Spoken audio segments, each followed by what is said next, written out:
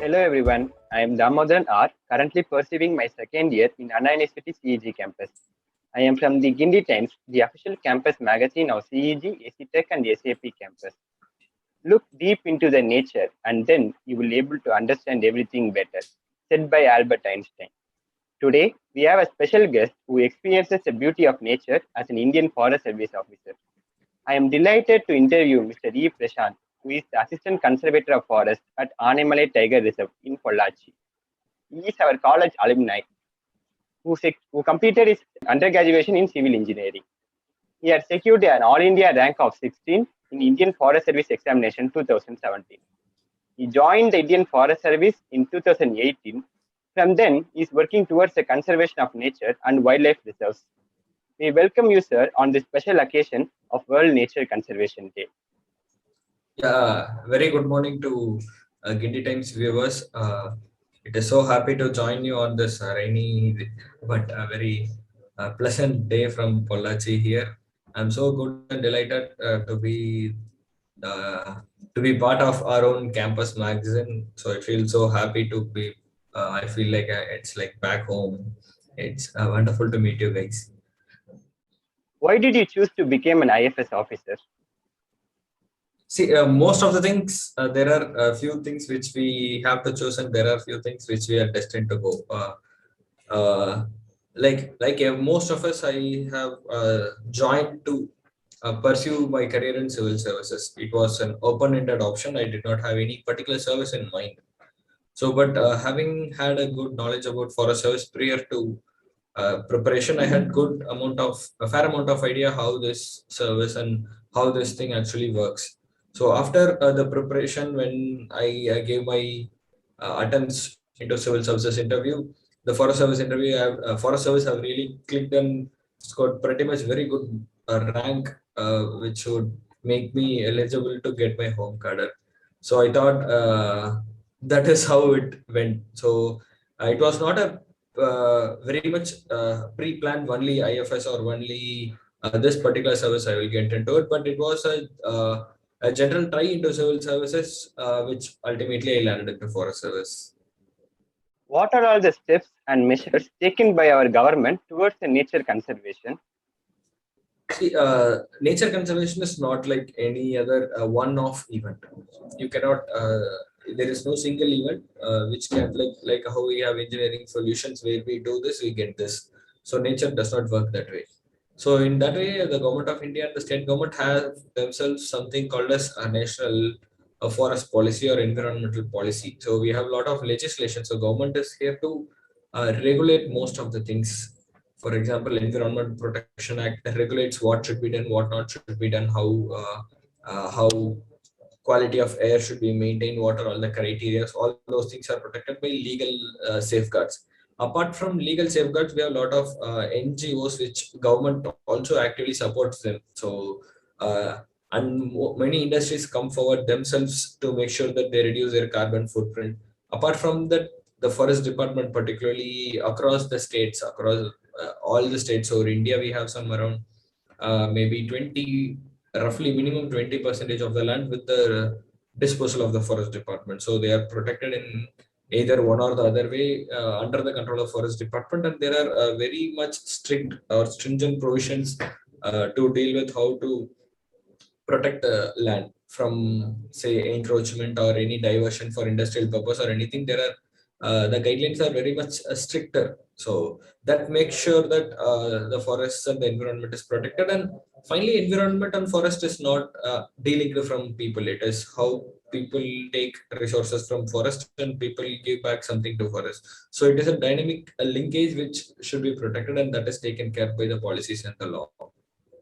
What is the importance of wildlife protection in connection with nature conservation? See, wildlife cannot be delinked from nature. Earlier, we in childhood we could have seen something like we could have heard something called zoo.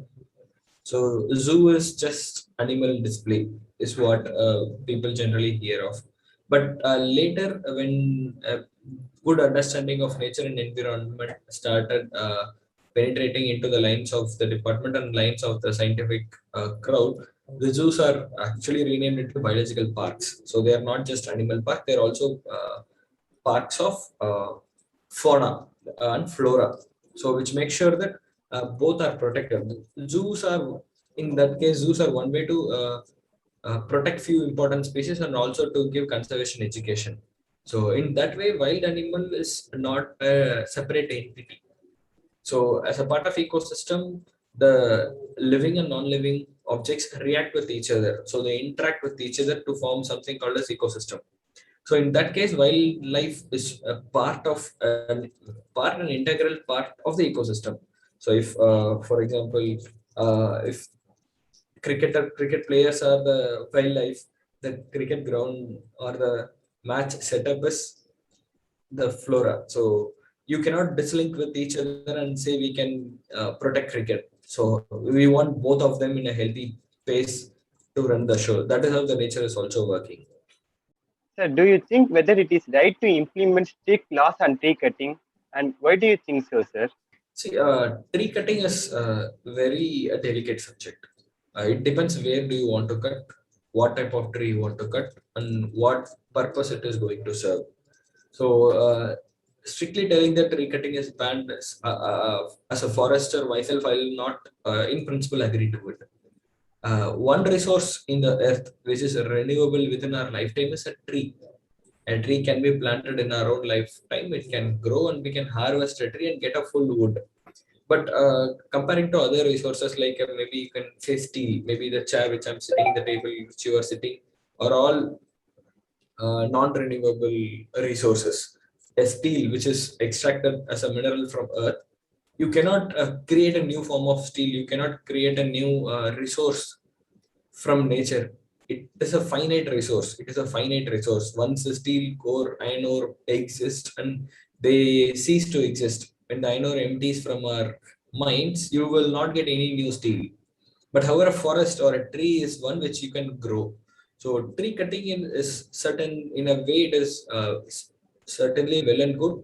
But the point is, how do we do it? Is it sustainable? Are we taking only what amount of tree that can be taken out of forest? Consider a forest as a sum of money. So take forest as a principle, and every year you take out the interest. So tree grows, and that the growth, every annual growth, maybe you can call it as an interest. So every year, if you are able to take out the interest alone, the principal remains same. The principal remains safe. So that is how tree extraction or anything should be seen in that perspective. Not at the end of the day, nature is there to give us something. The ultimate aim is we should not exploit it. So in that case, in that angle, tree cutting should also be seen as a good way to support our resources. But also, once it is cut, it should be made sure that sufficient arrangements are made sure that a new tree comes up and the system is not disturbed and the supply of resources not cut off. Okay, sir. Sir, are there any special events taking place on account of World Nature Conservation Day in India? There is a World Nature Conservation Day. We don't particularly as such celebrate something called as World Nature Conservation Day. But what happens is, like, since July 1st week, we celebrate one Mahotsav across the nation. So the entire week is dedicated to celebrate the incoming monsoon, and plantation is done across India. So this entire week is celebrated, and following we will have a Global Tiger Day also coming this week. So one and tiger, one goes together. So that is how it is celebrated, and it is a month-long celebration. So it does not start and end with a date. So that is how it goes. After becoming an IFS officer, how has your thoughts on nature conservation changed? One thing, after coming into the service, there was a great deal of awareness to myself. So earlier, we were generally made aware by the newspapers and events which surrounded us. But after coming into service, after seeing intricate linkages between various aspects of forest, wildlife conservation, water security, so the more we get to learn, the more we start to appreciate. For example, we are so much impressed by large animals, large carnivores like tigers and lions. But one interesting factor which came out of the training or revelation which we had is, like, almost all the tiger reserves are source of all the perennial rivers in India. Tiger reserves do not just protect tigers. Tigers protect our water source to our perennial rivers. See, for example, the Kaveri has around five tiger reserves at its basin. So all the entire Kaveri is fed by the tiger reserve waters, and Vaigai Dam is fed by the tiger reserve. And south down you have Kalakadu Mundandurai Tiger Reserve feeding the Tirunelveli part, the Mehamalai, the newly created Mehamalai, and Srivilliputtur, which will be the watershed for the Vaigai River, and Anamalai Tiger Reserve, and Satyamangalam and Mudumalai Tiger Reserve, which will feed millions of hectares of agricultural land and the Kaveri River. So, after coming to service, we got a lot of revelations where we find intricate linkages between what we protect and the final outcome is. So, the outcome is so huge compared to how much effort we put in protecting it. Sir, what are all the steps that a particular individual can take from their side to protect the nature from getting depleted? As far as individual is concerned, see, we are all part of the ecosystem which we are in the earth. Maybe we call it as an earth, the entire earth as an ecosystem. Small lifestyle changes, small lifestyle changes, such as uh, stopping of use of plastics to most of the extent possible, because that ends up in landfills or oceans which destroy the wildlife or which makes the life difficult for animals. And a lot of the plastics, even after getting disintegrated, they turn into microplastics, which again enters our food chain. So those kind of small initiatives, as a matter of principle, maybe when you go to a shop, you don't ask for a polythene bag, you can ask for a paper bag. So, and most of the furnitures, if we are starting to use, maybe you could opt for wood. Wood is good in the sense, since I told you earlier. So the amount of carbon that is released in making a steel furniture from converting a steel from its ore to the final form is so much huge compared to the amount of carbon let out by a wood furniture. Wood furniture is practically carbon neutral. It is not even emitting any carbon, it is storing carbon. So maybe these kind of small things in the life will go in a long way, making ourselves environment aware. What are the things you feel that we can learn from nature? Nature is a great teacher. There are many things you can learn from the nature. It does not stop or start with any question or end with any question. So just observe nature. Like, nature is very much resilient. So unlike us, where few people break down so fast and it takes a lot of time to build up, nature is very much resilient. The diversity in nature is what it makes it resilient. So appreciating the diversity among us is one such thing which nature can teach us. But however, after a certain point of time, when we disturb the diversity too much and bring monotony, the nature fails. Say, for example, large forests converted into plantations, such as teak plantations, will fail if there is a single termite attack on the entire teak. You will lose the entire forest. So this kind of stability comes from adopting very diverse nature, even for our career or any financial security. People usually don't put all the eggs in the same basket. So that's how nature also tells you, don't just invest on a single species. So go for a diversity. So these kind of small things you can learn from nature, and these looks very small, but they convey very larger meaning behind it. Can you share your experience with nature as an IFS officer?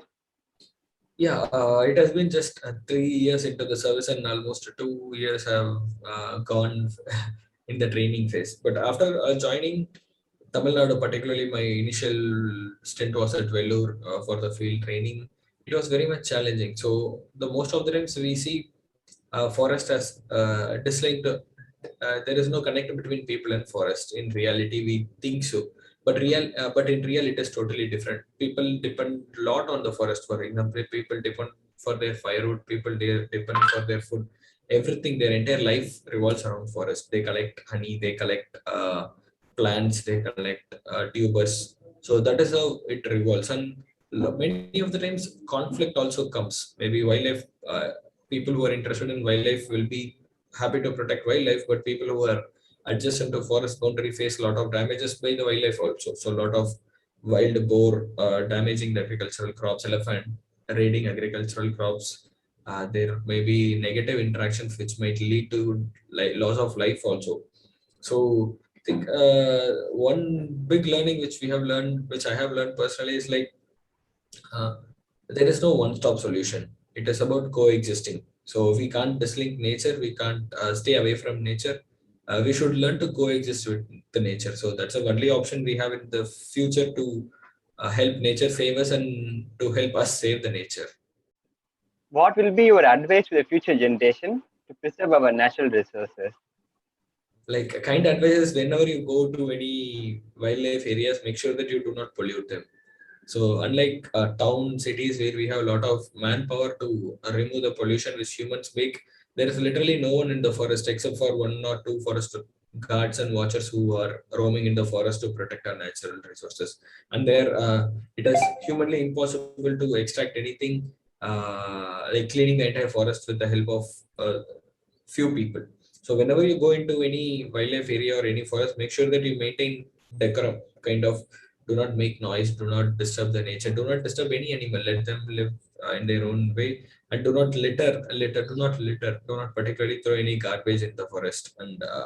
And one big advice or thing is like, do not feed any wild animals. Wild animals are there to be in wild, so stop feeding them. So it is not a charity to feed a wild animal. It is actually sin to feed a wild animal. We are making monkeys beggars on the streets of the roads of forest, begging for the food from humans. So the moment we stop feeding them, they will be aware that there will be no food available on the road, so they will be moving into the forest. So that will be one thing which I'll ask the younger generation to follow. Thank you, sir, for your valuable time and sharing your wonderful thoughts about the nature and the importance of its conservation. We will definitely follow the steps you mentioned and preserve our Mother Earth. All the best, sir, for your service towards the nature and wildlife. I would like to thank the Guindy Times for giving me this opportunity to interview such a wonderful person like you, sir. I once again thank you, sir, for joining with us on the World Nature Conservation Day. And let us all nurture the nature so that we can have a better future. Thank you, sir. Thank you, Damodar. Thank you, Guinea Times. Thank you, CEG.